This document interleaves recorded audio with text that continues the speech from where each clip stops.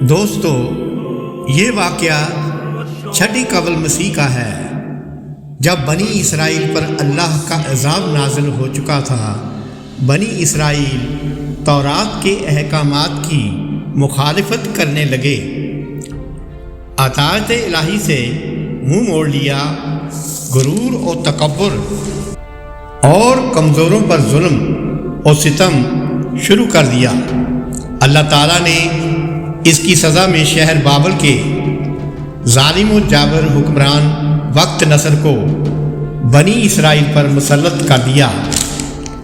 وہ اپنی خونخوار فوج کے ساتھ یروشلم پر حملہ آور ہوا تھا۔ تلواروں کی گونج اور بچوں کی ماؤں کی چیخ و پکار تھی۔ اس قیامت خیز ماحول میں بادشاہ وقت نصر کے نجومیوں نے ایک اطلاع دی کہ تیری سلطنت میں فلاں فلاں اوصاف والا ایک بچہ پیدا ہوگا جو تیری سلطنت کو تباہ و برباد کر دے گا۔ وقت نصر نے بہت غصہ اور گھمنڈ میں آ کر کہا، میری سلطنت کا ہر سپاہی سن لے،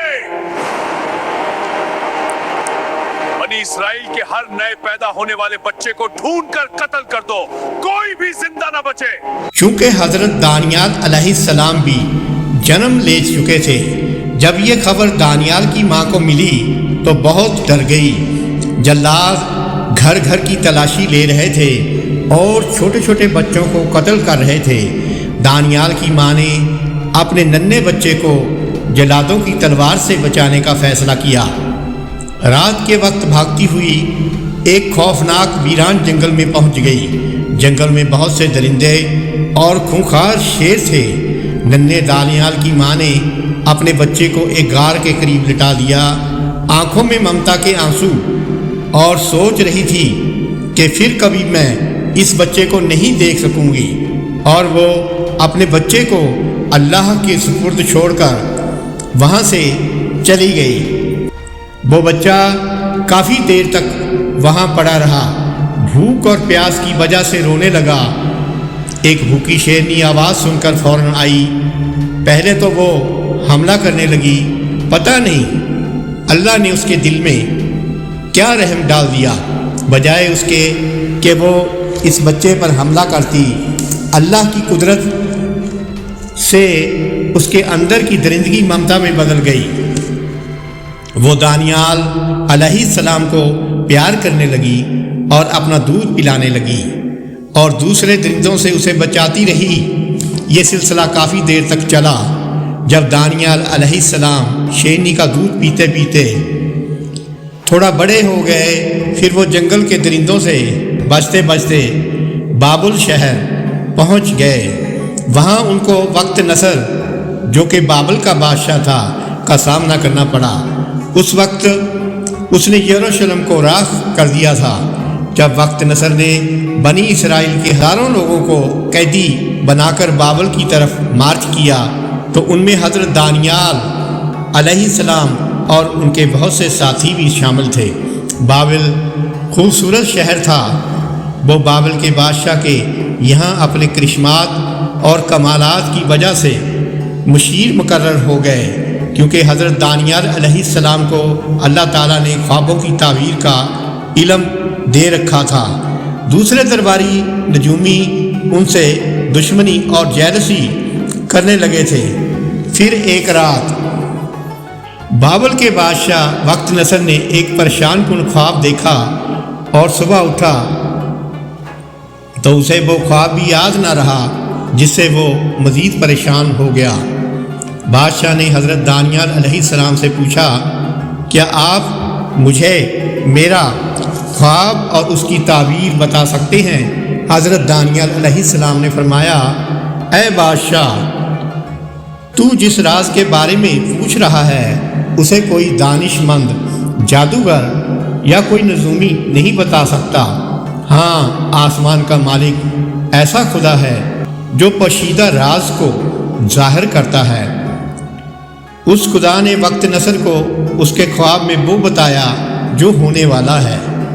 اے بادشاہ، تو اپنے بستر پر لیٹے مستقبل کے بارے میں سوچ رہا تھا، اسی حال میں تجھے نیند آ گئی اور پوشیدہ چیزوں کو ظاہر کرنے والے خدا نے تجھے وہ کچھ دکھا دیا جو مستقبل میں ہونے والا ہے۔ خدا نے وہ راز مجھے بھی بتا دیا ہے۔ اے بادشاہ، خواب میں تو نے اپنے سامنے ایک بڑی مورتی کھڑی دیکھی۔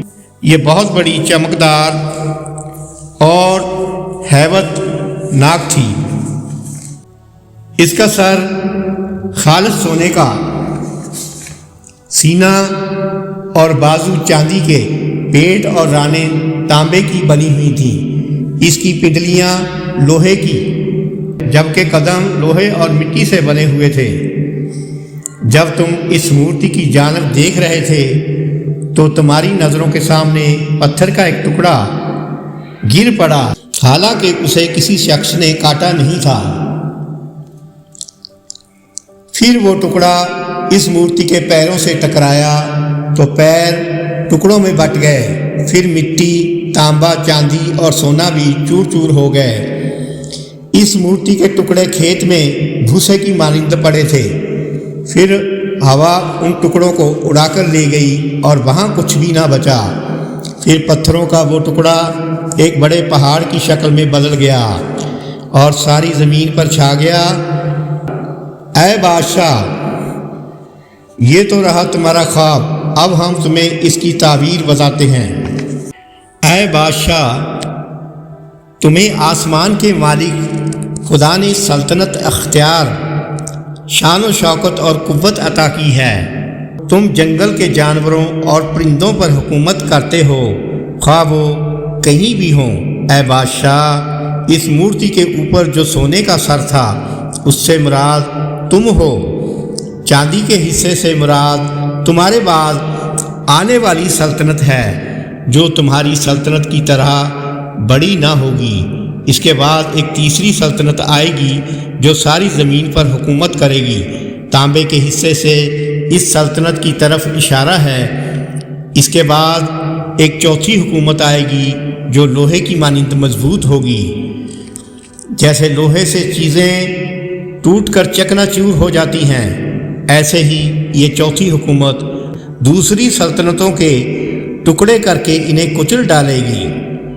اور جو تو نے مورتی کے پیر لوہے اور مٹی سے بنے دیکھے، اس سے مراد یہ ہے کہ چوتھی حکومت ایک تقسیم شدہ حکومت ہوگی۔ اس حکومت کا کچھ حصہ تو لوہے کی مانند مضبوط ہوگا اور کچھ مٹی کی طرح کمزور۔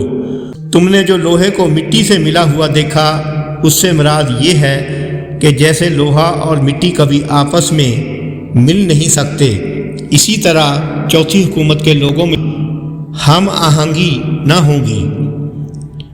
انہی دنوں میں آسمان کا مالک خدا ایک سلطنت قائم فرمائے گا جو ہمیشہ ہمیشہ رہے گی، اس میں تبدیلی اور زوال نہ آئے گا۔ یہ تمام ممالک اور ان کے بادشاہوں پر غالب آ کر ان کی حکومتوں کا خاتمہ کر دے گی اور قیامت تک قائم رہے گی۔ یہ اس پتھر کی تعبیر ہے جسے تو نے پہاڑ سے کسی توڑنے والے کے بغیر ٹوٹتے دیکھا، یہاں تک کہ اس نے لوہے، تانبے اور چاندی سونے کو چکنا چور کر دیا۔ یہ سن کر بخت نصر جو ظالم بادشاہ تھا اپنے تخت سے اٹھ کر دانیال علیہ السلام کے قدموں میں گر گیا اور کہا کہ تیرا خدا ہی خداؤں کا خدا ہے۔ محل کی اس عزت کے پیچھے ایک بہت بڑا طوفان برپا ہونے لگا۔ بخت نصر کے درباریوں کی جان تو بچ گئی، لیکن عزت خاک میں مل گئی اور انہوں نے دانیال علیہ السلام کے خلاف سازش شروع کر دی۔ انہوں نے سوچا کہ دانیال علیہ السلام کو صرف ایک ہی چیز کے ذریعے پھنسایا جا سکتا ہے، ان کا ایمان اور ان کے خدا سے وفاداری۔ یہ سازشی ٹولہ نئے بادشاہ دریوس کے پاس چلے گئے اور کہا کہ ہم نے قانون بنایا ہے کہ آپ کے سوا کوئی بھی فرد کسی اور خدا کی عبادت نہیں کرے گا۔ دانیال علیہ السلام ایک دفعہ بیت المقدس کی طرف سر جھکا کر اپنے رب کو یاد کر رہے تھے تو درباریوں نے یہ شکایت بادشاہ کو کی۔ بادشاہ اپنے نیک مشیر دانیال علیہ السلام کو بہت پیار کرتے تھے، لیکن درباریوں کے دباؤ کی وجہ سے دانیال علیہ السلام کو شیروں کے کنویں میں ڈالنے کا حکم جاری کر دیا۔ بخت نصر بادشاہ نے کچھ شیر پکڑ کر ایک کنویں میں ڈال دیے، پھر حضرت دانیال علیہ السلام کو لا کر اسی کنویں میں ڈالا۔ شیروں نے آپ علیہ السلام کو کچھ نہ کہا۔ کچھ دیر کے بعد آپ علیہ السلام کو بھوک اور پیاس محسوس ہوئی تو اللہ تعالیٰ نے ملک شام میں حضرت ارمیا علیہ السلام پر وحی نازل فرمائی کہ دانیال علیہ السلام کے لیے کھانے پینے کا سامان تیار کریں۔ حضرت ارمیا علیہ السلام نے عرض کی کہ اے اللہ تعالیٰ، میں تو ارض مقدس فلسطین میں ہوں اور دانیال علیہ السلام عراق کے شہر بابل میں ہیں۔ اللہ تعالیٰ نے فرمایا کہ آپ ہمارے حکم کے مطابق کھانے پینے کا سامان تیار کریں، ہم آپ کو وہاں پہنچانے کا انتظام کرتے ہیں۔ جب آپ علیہ السلام نے کھانا تیار کر لیا تو اللہ نے ایک فرشتہ بھیجا، ارمیا علیہ السلام اور آپ کے تیار کیے ہوئے سامان کو لے کر بابل روانہ ہو گیا، یہاں تک کہ آپ علیہ السلام کو اس کنویں کے پاس لے جا کر کھڑا کر دیا جس میں حضرت دانیال علیہ السلام موجود تھے۔ حضرت دانیال علیہ السلام نے پوچھا، آپ کون ہیں؟ انہوں نے جواب دیا، میں ارمیا علیہ السلام ہوں۔ حضرت دانیال علیہ السلام نے پوچھا، آپ کس لیے تشریف لائے ہیں؟ حضرت ارمیا علیہ السلام نے فرمایا، مجھے آپ کے پاس آپ کے رب نے بھیجا ہے۔ حضرت دانیال علیہ السلام نے پوچھا، کیا میرے رب نے میرا نام لیا ہے؟ حضرت ارمیا نے فرمایا، جی ہاں۔ حضرت دانیال علیہ السلام نے فرمایا، اللہ کا شکر ہے جو اپنا ذکر کرنے والوں کو بھلاتا نہیں، جو اپنی ذات سے امید رکھنے والے کی امید کو توڑتا نہیں۔ جو آدمی بھی اس پر توکل کرے وہ اس کو ناراض نہیں کرتا، جو پریشانی آنے پر مصیبت دور کرتا ہے، جو ہمیں اس وقت بھی بچا لیتا ہے جب ہمیں اپنے اعمال پر بدگمانی ہونے لگتی ہے، اور وہ اس وقت بھی ہماری ناامید کا مرکز بن جاتا ہے جب ہماری کوئی تدبیر کارگر نہیں رہتی۔ جب 5 دن کے بعد کنویں کا منہ کھولا تو دیکھا کہ حضرت دانیال علیہ السلام کھڑے ہوئے نماز پڑھ رہے ہیں اور شیر اس کے کنویں کے کونے میں آرام سے بیٹھے ہیں۔ ان شیروں نے آپ علیہ السلام کی طرف کوئی توجہ نہیں کی۔ یہ منظر دیکھ کر وقت نصر بادشاہ نے حضرت دانیال علیہ السلام سے پوچھا کہ بتاؤ تمہارا کون سا وظیفہ ہے کہ جس کی وجہ سے تم ان شیروں کے حملے سے محفوظ رہے؟ حضرت دانیال علیہ السلام نے فرمایا کہ میں نے یہ کلمات پڑھے تھے جس کا ترجمہ ہے، تمام تعریفیں اللہ کے لیے ہیں جو اپنا ذکر کرنے والوں کو کبھی نہیں بھولتا، جو دعا مانگنے والے کو کبھی نامراد نہیں لوٹاتا، جو اپنے اوپر بھروسہ کرنے والے کو کسی غیر کے سپرد نہیں کرتا، جو اس وقت بھی ہمارا سہارا ہوتا ہے جب ہماری تمام امیدیں ختم ہو جاتی ہیں، جو اس وقت بھی ہماری امید ہوتا ہے جب ہمیں اپنے اعمال کے بارے میں برا گمان ہونے لگتا ہے، جو غم کے وقت ہماری پریشانیاں دور کرتا ہے، جو نیکی کا بدلہ نیکی سے دیتا ہے اور صبر کے بدلے میں نجات عطا فرماتا ہے۔ حضرت دانیال علیہ السلام نے فرمایا، میرے خدا نے ایک فرشتہ بھیجا، ان شیروں کے منہ بند کر دیے گئے کیونکہ میں بے گناہ تھا۔ حضرت دانیال علیہ السلام کو کنویں سے باہر نکالا گیا، وہ بالکل تندرست اور لباس پر کوئی خراش نہ تھا۔ لوگ یہ ماجرا دیکھ کر دھنگ رہ گئے، لیکن انصاف ابھی باقی تھا۔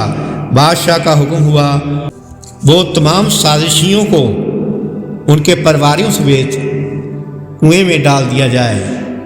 جب وہ کنویں میں ڈال دیے گئے، بھوکے شیر ایک دم ان پر جھپٹ پڑے اور ایک لمحے میں ان کا نام و نشان مٹا دیا۔ تو دوستو ہمیں بھی اللہ کے نیک راستے پر چلنا چاہیے اور برائی سے بچنا چاہیے۔